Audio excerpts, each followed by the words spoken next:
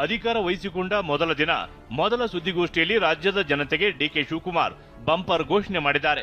ಇದು ನೀವು ಕೊಟ್ಟ ಅಧಿಕಾರ, ಜನಸೇವೆಯೇ ಜನಾರ್ದನ ಸೇವೆ ಅಂತಿರುವ ಡಿಕೆ ಸರ್ಕಾರದ ಮೇಲಿನ ನಾಡಿನ ಜನತೆಗೆ ಬೆಟ್ಟದಷ್ಟು ನಿರೀಕ್ಷೆ ಮೂಡಿಸಿರುವುದಂತೂ ಸತ್ಯ. ನಾನು ಹೇಳಕ್ಕೆ ಇಷ್ಟಪಡ್ತಾ ಇದ್ದೀನಿ, ಕೇಳಕ್ಕೆ ಮನವಿ ಮಾಡ್ಕೊಳ್ತಾ ಇದ್ದೀನಿ. ಇಲ್ಲಿ ನಮ್ಮ NR ಕ್ಷೇತ್ರದಲ್ಲಿ ನಾನು ಒಂದು ಮನವಿ ಸೀರಿಯಸ್ ನೋಟಿಂದ ನಮ್ಮ DK ಶಿವಕುಮಾರ್ ಸಾಹೇಬ್ರೆ, chief minister of Karnataka, DK ಕ್ರಾಂತಿಕಾರಿ ಹೆಜ್ಜೆ ಇಟ್ಟಿದ್ದಾರೆ. ನಿನ್ನೆಯಷ್ಟೇ ಮೊದಲ ಕ್ಯಾಬಿನೆಟ್ನಲ್ಲಿ ಉಚಿತ ಬಸ್ ಪಾಸ್, ಉದ್ಯೋಗ ಅಂತ 6 ಮಹತ್ವದ ಘೋಷಣೆ ಮಾಡಿ ಸಿಕ್ಸರ್ ಬಾರಿಸಿದ್ದ ಸಿಎಂ ಇವತ್ತು ರಾಜ್ಯದ ಇಡೀ ಆಡಳಿತ ವ್ಯವಸ್ಥೆಗೆ ಶಾಕ್ ಟ್ರೀಟ್ಮೆಂಟ್ ಅನ್ನೇ ಕೊಟ್ಟಿದ್ದಾರೆ. ರಾಜ್ಯದ ಎಲ್ಲಾ ಜಿಲ್ಲೆಗಳ ಹಿರಿಯ ಅಧಿಕಾರಿಗಳು, ಪ್ರತಿ ಇಲಾಖೆಯ ಕಾರ್ಯದರ್ಶಿಗಳನ್ನ ಕರೆಸಿ ಖಡಕ್ ಕ್ಲಾಸ್ ತಗೊಂಡಿದ್ದಾರೆ. ಅಧಿಕಾರಿಗಳ ಸಮ್ಮುಖದಲ್ಲೇ ಸಿಎಂ ಡಿಕೆಶಿ ತಮ್ಮ ಆಡಳಿತದ ಅಸಲಿ ಬ್ಲೂ ಪ್ರಿಂಟ್ ಬಿಚ್ಚಿಟ್ಟಿದ್ದಾರೆ. ಆಡಳಿತ ಯಂತ್ರಕ್ಕೆ ತುಕ್ಕು ಹಿಡಿಸಿದ್ರೆ ಸಹಿಸಲ್ಲ ಅನ್ನೋ ನೇರ ಸಂದೇಶ ರವಾನಿಸಿದ್ದಾರೆ.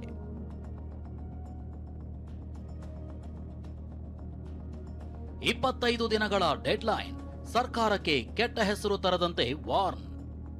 ಸಿಎಂ ಆದ್ಮೇಲೆ ರಾಜ್ಯದ ಎಲ್ಲಾ ಜಿಲ್ಲೆಯ ಹಿರಿಯ ಅಧಿಕಾರಿಗಳ ಸಭೆ ಕರೆದಿದ್ದ ಡಿಕೆ ಮೊದಲಿಗೆ ಎಲ್ರಿಗೂ ನಗುಮುಖದಲ್ಲೇ ಹಸ್ತಲಾಘವ ನೀಡಿದ್ರು. ಆದರೆ ಸಭೆ ಆರಂಭವಾಗ್ತಿದ್ದಂತೆ ಡಿಕೆ ಆಡಿದ ಮಾತುಗಳು ಕೇವಲ ಸೂಚನೆಯಾಗಿರ್ಲಿಲ್ಲ, ಅದು ಅಧಿಕಾರಿಗಳಿಗೆ ಕೊಟ್ಟ ಅಂತಿಮ ಎಚ್ಚರಿಕೆ ಅಂತಿತ್ತು.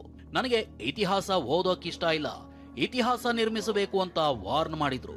ಯಾರ ಒತ್ತಡಕ್ಕೂ ಮಣಿಯದೆ ಸರ್ಕಾರಕ್ಕೆ ಕೆಟ್ಟ ಹೆಸರು ತರದೆ ಜನರ ಕಷ್ಟಗಳಿಗೆ ಸ್ಪಂದಿಸುವಂತೆ ಸಿಎಂ ಡಿಕೆ ಅಧಿಕಾರಿಗಳಿಗೆ ನಿರ್ದೇಶನ ನೀಡಿದ್ರು. ಹಿಸ್ಟ್ರಿ ಓದಕ್ಕಾಗಲಿ, ಹಿಸ್ಟ್ರಿನ ಬರೆಯಕ್ಕಾಗಲಿ ಇಷ್ಟ ಇಲ್ಲ. ಹಿಸ್ಟ್ರಿ ನಿರ್ಮಾಣ ಮಾಡಬೇಕು. ಏನಾದ್ರು ಸಾಕ್ಷಿ ಗುಟ್ಟುಗಳನ್ನ ಬಿಟ್ಟು ಹೋಗ್ಬೇಕು. ಯಾವಾಗ ನಮ್ಗೆ ಎಲ್ಲೆಲ್ಲೇ ಅವಕಾಶಗಳು ಸಿಕ್ಕಿದೆ ಆ ಕೆಲಸವನ್ನು ಮಾಡ್ಕೊಂಡು ಬಂದಿದ್ದೇವೆ. ಈ ಸರ್ಕಾರ ಕೂಡ ಇದನ್ನು ಆಲೋಚನೆ ಮಾಡ್ತದೆ. ಸೊ ಎಲ್ಲರೂ ಕೂಡ ನೀವೆಲ್ಲ ಅಕೌಂಟಬಲ್ ಇದ್ದೀರಿ. ಕೊನೆಗೆ ನಿಮ್ಮ ಆತ್ಮಸಾಕ್ಷಿಗೆ ನೀವು ಕೆಲಸ ಮಾಡಬೇಕು ಅಂತ ಹೇಳಿ ಸಂದೇಶವನ್ನು ಕೊಟ್ಟಿದ್ದೇನೆ. ಔಟ್ ಆಫ್ ದಿ ವೇ ಯಾವ ಒತ್ತಡಕ್ಕೂ ಕೂಡ ಮಣಿಬಾರದು. ನಮ್ಮ ಮಂತ್ರಿಗಳು ಇಲ್ಲ ಯಾರೇ ಶಾಸಕರು ಈ ಡ್ಯೂರೇಷನ್ ಆಫ್ ಟೈಮ್ ನಲ್ಲಿ, ಈ ಮಧ್ಯ ಟೈಮ್ ನಲ್ಲಿ ನಮ್ ಶಾಸಕರದು ಒಂದ್ ಕಮೆಂಟ್ ಬರಲ್ಲ. 18 ಇಂದ 20 ಅರ್ಜಿಗಳು ಬರ್ದಿರ್ತೀನಿ ನಾನು. ನಿಮ್ ಟೈಮ್ ಬೇಕು, ಮಾತಾಡ್ಬೇಕು, ನಿಮ್ ಹತ್ರ ಸಿಗ್ಬೇಕು, ಟೈಮ್ ಕೊಡಿ ಅಂದ್ರೆ ಟೈಮ್ ಕೊಡಲ್ಲ. ನೋಡಿ ಸರ್, ಒಂದ್ ಕಡೆ ನಮ್ ಶಾಸಕರು ನಮ್ಗೆ ಭೇಟಿ ಆಗಲ್ಲ. ಎರಡನೇ ಕಡೆ ಈ ನಮ್ ಕಾರ್ಪೊರೇಟರ್ ಫಂಡು ಆಚೆ ಬಂದು ಇಲ್ಲದು ಏನಂತ ಹೇಳ್ತಾನೆ, ಅವನ್ ಬಾಯಿನೇ ಏನು ಅಂತ ನನ್ ಮುಂಗಡೆ ವಿಡಿಯೋ ಲಗಿಸ್ತೇನೆ, ಅದ್ ಸ್ವಲ್ಪ ನೋಡಿ ಅಂತೆ. यहाँ पर एक शैतान, एक ऐसा इंसान है, बोलती ना पढ़ा लिखा वो बेवकूफ है इंसान. वो डेवलप यहाँ पर काम होने ही नहीं देता, यहाँ पर काम करने ही नहीं देता. किसी कीमत पर भी जब भी यहाँ काम शुरू होता है तो भागता है पहले कोर्ट के पास यहाँ के चंद आदमियों को लेकर कोर्ट के पास भागना, स्टे लाना, काम को खड़ाना, ऑफिसरों को डराना, उनके पास मंथली बात करना.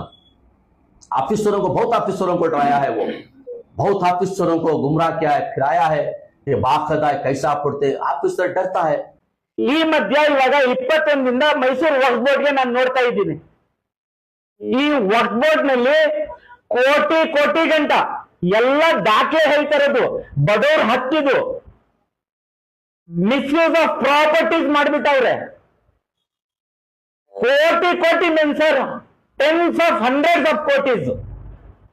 ಕೇಳ್ಬೇಕು ಬೇಡ ಸರ್, ಇದು ಎಲ್ಲ ಹೋಯ್ತು ಬಡವ್ರ ದುಡ್ಡಂತ ಹೇಳಿ ಸರ್. ನನ್ ಬೇರೆ ಮೈಸೂರು ಡಿಸ್ಟ್ರಿಕ್ಟ್ಗೆ ಕೇಳ್ತಾರೆ, ಮೈಸೂರು ಸಿಟಿದು ಕೇಳ್ತಿರೋದು. ಅಲ್ಲಿ ಇವರು ಕಾನೂನು ಉಲ್ಲಂಘನೆ ಮಾಡ್ಕೊಂಡು ವಕ್ಫ್ ಟ್ರಿಬ್ಯುನಲ್ ಇಂದ ಇವ್ರ ಮೇಲೆ, ನಮ್ ಶಾಸಕರ ಮೇಲೆ ಹೇಳೋರೆ ಸರಿಯಾಗಿ ರೂಲಿಂಗ್ ನಲ್ಲಿ 5 ಕಮಿಟಿನಲ್ಲಿ ನೀವು ಕೂತ್ಕೊಂಡು ವೈಲೇಷನ್ ಮಾಡಿದೀರಿ, ಮೆಂಬರ್ಶಿಪ್ ಆಕ್ಟ್ ವಕ್ಫ್ ಆಕ್ಟ್ ಅಂತ ಕ್ಲಿಯರ್ ಕಟ್ ಪಿಕ್ಚರ್ ಇದೆ. ಹೇಳ್ಬೇಕು. ಯಾರೇ ಆಗಲಿ, ನನ್ನ ಆಫೀಸ್ ಇರ್ಬೋದು, ಯಾರ ಮಾತು ನೀವು ಕೇಳಬಾರ್ದು. You should work within the system of law, positive approach. Where there is problem, find out a solution within the system. So ಅವರೆಲ್ಲ ಮತ್ತು ಆಲ್ ಡಿಸ್ಟ್ರಿಕ್ಟ್ ಸೆಕ್ರೆಟರೀಸ್ ಇಲಾಖೆಗೆ ಸಂಬಂಧಪಟ್ಟಂತೆ ಎಲ್ಲ ಪೆಂಡಿಂಗ್ ಕೆಲಸಗಳ ಪಟ್ಟಿಯನ್ನ ಕೊಡಬೇಕು. ಆ 25 ದಿನದಲ್ಲಿ ಆ ಪೆಂಡಿಂಗು ವರ್ಕ್ ಅಲ್ಲದೆ ಇನ್ನು ಏನು ನಾವು ಹೊಸದಾಗಿ ಮಾಡಬಹುದು ಅದನ್ನು ಕೂಡ ಎಲ್ಲ ಒಂದು ಪಟ್ಟಿ ಮಾಡಿ ನೀವು ಸಲ್ಲಿಸಿ ಅಂತ ನಾನು ಹೇಳಿದ್ದೇನೆ. ಡಿಕೆಶಿ ಆಡಳಿತದ ಶೈಲಿ ಎಷ್ಟು ಅಗ್ರೆಸಿವ್ ಅನ್ನೋದಕ್ಕೆ ಆಡಳಿತ ಅಷ್ಟೇ ಅಲ್ಲ, ಇವಾಗಂಟ ನಾನು ಯಾವುದೂ ಮಾತಾಡ್ಲಿಲ್ಲ. ಈ ನಡುವೆ ಒಂದ್ ಸ್ವಲ್ಪ ಡ್ರಗ್ಸ್ ಬಗ್ಗೆ ಸ್ವಲ್ಪ ಇಲ್ಲಿ ಜಾಸ್ತಿ ಅಕ್ರಮವಾಗಿ ಡ್ರಗ್ಸ್ ವ್ಯವಹಾರ ನಡೀತಾ ಐತೆ ಅಂತ ಹೇಳ್ಬಿಟ್ಟು ಸ್ವಲ್ಪ ಅದನ್ನು ಹೇಳ್ಕೊಂಡು ಬರ್ತಾ ಇದ್ದೀನಿ. ರೌಡಿಗಳು, ಡ್ರಗ್ ಮಾಫಿಯಾ ಮತ್ತು ಜೂಜುಕೋರರ ಹೆಡಮುರಿ ಕಟ್ಟಲು ವಿಶೇಷ ಸ್ಕ್ವಾಡ್ ರಚನೆಗೆ ಆದೇಶಿಸಿದ್ದಾರೆ. ಬಿಹೈಂಡ್ ದಿ ಸೀನ್ ನಡೆಯೋದು ಆಟ ಇದು ಗೊತ್ತಿದೆ ಅಲ್ಲ ಎಲ್ಲರಿಗೂ. ಇದೆಲ್ಲ ಸೀರಿಯಸ್ ಆಗಿ ಜನ ಪರವಾಗಿ ನೋಡಿ ಮಾಡಿ ಅಂತ ಹೇಳಿದ್ರೆ ವಿಡಿಯೋದು ಲಿಂಕ್ ಸ್ವಲ್ಪ ತೋರಿಸ್ತೀನಿ. ಈ ಒಂದು ಲ್ಯಾಂಗ್ವೇಜ್ ನಮ್ ಪಂಡುದು ಕಾರ್ಪೊರೇಟರ್ ಎಕ್ಸ್ ಕಾರ್ಪೊರೇಟರ್ ಪಂಡುದು ಆ ಲ್ಯಾಂಗ್ವೇಜ್ ನೋಡ್ಕೊಂಡು ನೀವೇ ಅರ್ಥ ಮಾಡ್ಕೊಳ್ಳಿ. कहता है हरामी बैठकर एक गंदा इंसान, बोली ना एक अच्छे माँ बाप का बच्चा है वो, लेकिन नाजायज औलाद है. पूछे उसका भाई आकर बैठकर रो रो कर कहा था कि मेरे बाप को 3 वोटों से हराया था.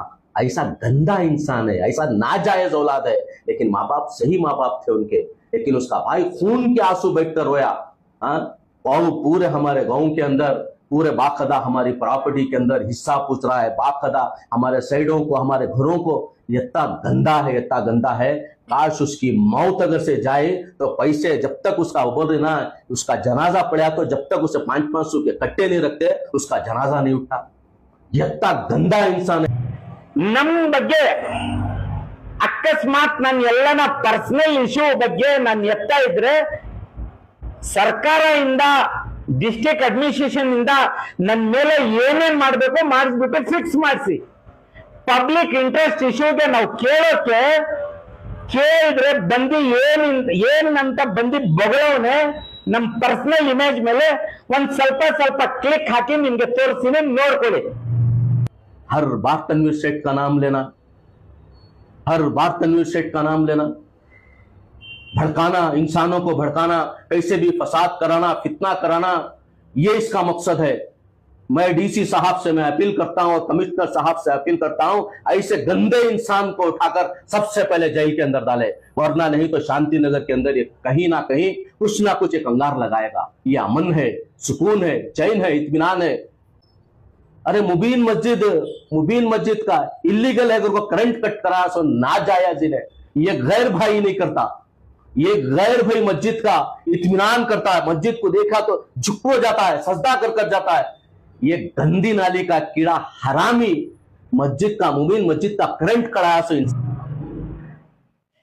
ಇದು ನೋಡಾದ್ಮೇಲೆ ನಾನು ಕೇಳ್ಕೊಳ್ಳೋದು ಒಂದೇ ಮನವಿ, ಪ್ಲೀಸ್ ನಮ್ಮಂತವ್ರಿಗೇನೆ ಇವರು ಈ ರೀತಿಯಿಂದ ನಡೀತಾ ಇದ್ರೆ ಬಡವರು ಯಾವ ರೀತಿಯಿಂದ ಬದುಕ್ತಾ ಇರ್ಬೋದು. ಒಂದು ಹೊಸ ಸಾರ್ವಜನಿಕರ ಕುಂದು ಕೊರತೆಗಳ ಒಂದು ಸಪರೇಟ್ ಸೆಕ್ರೆಟರಿಯೇಟ್ ಅದನ್ನ ರಚನೆ ಮಾಡಿ ಇಲ್ಲಿ ಬೆಂಗಳೂರಿಗೆ ಬರಂತ ಅಲ್ಲಿ ಯಾವುದೇ ಊರಿನಲ್ಲಿ ಯಾವುದೇ ಹೋರಾಟ ಮಾಡ್ತಿದ್ದಂಥವ್ರು ಅಂಥವ್ರನ್ನೆಲ್ಲ ಕೂಡ ಅವರ ಅರ್ಜಿ, ಅವರ ಭಾವನೆಗಳು, ಅವರ ವಿಚಾರಧಾರೆಗಳು, ಸಮಸ್ಯೆಗಳು ಅವೆಲ್ಲ ಕೇಳಲಿಕ್ಕೆ ಒಬ್ಬ ಸಪರೇಟ್ ಮಂತ್ರಿನೇ ನೇಮಕ ಮಾಡ್ತೇವೆ, ಸಪರೇಟ್ ಸೆಕ್ರೆಟರಿಯೇಟ್ ನಿರ್ಮಾಣ ಮಾಡ್ತೇವೆ. ಇದನ್ನ ಎಲ್ಲ ಮತದಾರರಿಗೆ ನೀವು ಜಾಗೃತಿ ಮೂಡುವಂತ ಕೆಲಸ ಮಾಡಬೇಕು. ಸೊ ನೀವು ಇದಕ್ಕೆ ಏನೇನ್ ಬೇಕೋ ಸಿದ್ಧತೆಗಳನ್ನ ಮಾಡ್ಕೊಳ್ಬೇಕು ಅಂತ ಹೇಳಿ ನಾನು ಹೇಳಿದ್ದೇನೆ. ಪೊಲೀಸವ್ರಿಗೂ ಅಷ್ಟೇ ಪ್ರತಿ ತಾಲೂಕಲ್ಲೂ ಒಂದು ಸಪರೇಟ್ ಸ್ಕ್ವಾಡ್, ರೌಡಿಗಳ ಸ್ಕ್ವಾಡ್, ಒಂದು 10 ಜನ ಪೊಲೀಸ್ ಕಾನ್ಸ್ಟೇಬಲ್ ನ ನೇಮಕ ಮಾಡಿ ಪ್ರತಿ ತಾಲೂಕಲ್ಲೂ ಕೂಡ ಬರೀ ರೌಡಿಗಳನ್ನ ಅವರು ಟ್ರೇಸ್ ಮಾಡ್ತಾ ಇರೋದು, ಕರ್ಕೊಂಡು ಬರ್ತಾ ಇರೋದು, ದಾರಿಗೆ ತರೋದು, ಅವ್ರ ಮೇಲೆಲ್ಲ ನಿಗಾ ಇಡೋಂಥದ್ದು,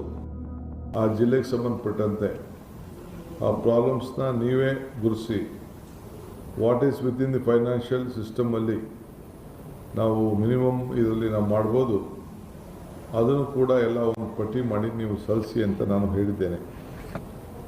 ಸೊ ಡಿಸ್ಟಿಕ್ ಇನ್ಚಾರ್ಜ್ ಮಿನಿಸ್ಟರ್ಸು ಅವ್ರಿಗೆ ನೀವು ಕಂಪಲ್ಸರಿಯಾಗಿ ಆ ಜಿಲ್ಲೆ ಎಲ್ಲ ಮಾಹಿತಿ ಮಾಡಿ ಅವರು ಕೂಡ ಎಲ್ಲ ತಾಲೂಕುಗಳಿಗೆ ಅವರೆಲ್ಲ ಅವರು ಜಿಲ್ಲೆಗೆ ಸಂಬಂಧಪಟ್ಟಂತೆ ಪ್ರವಾಸ ಮಾಡಬೇಕಾಗ್ತದೆ. ನಾವು ಅವ್ರಿಗೆ ಮಾರ್ಗದರ್ಶನ ಕೊಡ್ತೇವೆ. ನೀವು ಕೂಡ ಅವ್ರಿಗೆ ಏನೇನು ದಾಖಲೆಗಳನ್ನು ಬೇಕು, ಅವ್ರಿಗೆ ಅಸಿಸ್ಟೆನ್ಸ್ ಬೇಕು, ಅದೆಲ್ಲ ಕೂಡ ಅವ್ರ ಜೊತೆಗೆ ಸೇರಿ ನೀವು ಕೆಲಸ ಮಾಡಬೇಕು ಅಂತೇಳಿ ಅವ್ರಿಗೆ ತಿಳಿಸಿದ್ದೇವೆ ನಿನ್ನೆ. ಆಮೇಲೆ ಒಂದು ಹೊಸ ಸಾರ್ವಜನಿಕರ ಕುಂದು ಕೊರತೆಗಳ ಒಂದು ಸಪರೇಟ್ ಸೆಕ್ರೆಟರಿಯೇಟ್ ಅದನ್ನ ರಚನೆ ಮಾಡಿ ಇಲ್ಲಿ ಬೆಂಗಳೂರಿಗೆ ಬರಂತ ಅಲ್ಲಿ ಯಾವುದೇ ಊರಿನಲ್ಲಿ ಯಾವುದೇ ಹೋರಾಟ ಮಾಡ್ತಿದ್ದಂಥವ್ರು ಅಂಥವ್ರನ್ನೆಲ್ಲ ಕೂಡ ಅವರ ಅರ್ಜಿ, ಅವರ ಭಾವನೆಗಳು, ಅವರ ವಿಚಾರಧಾರೆಗಳು, ಸಮಸ್ಯೆಗಳು ಅವೆಲ್ಲ ಕೇಳಲಿಕ್ಕೆ ಒಬ್ಬ ಸಪರೇಟ್ ಮಂತ್ರಿನೇ ನೇಮಕ ಮಾಡ್ತೇವೆ. ಸಪರೇಟ್ ಸೆಕ್ರೆಟರಿಯೇಟ್ ನಿರ್ಮಾಣ ಮಾಡ್ತೇವೆ. ಇದನ್ನ ಎಲ್ಲ ಮತದಾರರಿಗೆ ನೀವು ಜಾಗೃತಿ ಮೂಡುವಂತ ಕೆಲಸ ಮಾಡಬೇಕು. ಸೊ ನೀವು ಇದಕ್ಕೆ ಏನೇನು ಬೇಕೋ ಸಿದ್ಧತೆಗಳನ್ನ ಮಾಡ್ಕೊಳ್ಬೇಕು ಅಂತೇಳಿ ನಾನು ಹೇಳಿದ್ದೇನೆ. ಪೊಲೀಸವ್ರಿಗೂ ಅಷ್ಟೇ ಪ್ರತಿ ತಾಲೂಕಲ್ಲೂ ಒಂದು ಸಪರೇಟ್ ಸ್ಕ್ವಾಡ್, ರೌಡಿಗಳ ಸ್ಕ್ವಾಡ್, ಒಂದು 10 ಜನ ಪೊಲೀಸ್ ಕಾನ್ಸ್ಟೇಬಲ್ ನ ನೇಮಕ ಮಾಡಿ ಪ್ರತಿ ತಾಲೂಕಿನಲ್ಲೂ ಕೂಡ ಬರೀ ರೌಡಿಗಳನ್ನ ಅವರು ಟ್ರೇಸ್ ಮಾಡ್ತಾ ಇರೋದು, ಕರ್ಕೊಂಡು ಬರ್ತಾ ಇರೋದು, ದಾರಿಗೆ ತರೋದು, ಅವ್ರ ಮೇಲೆಲ್ಲ ನಿಗಾ ಇಡೋಂಥದ್ದು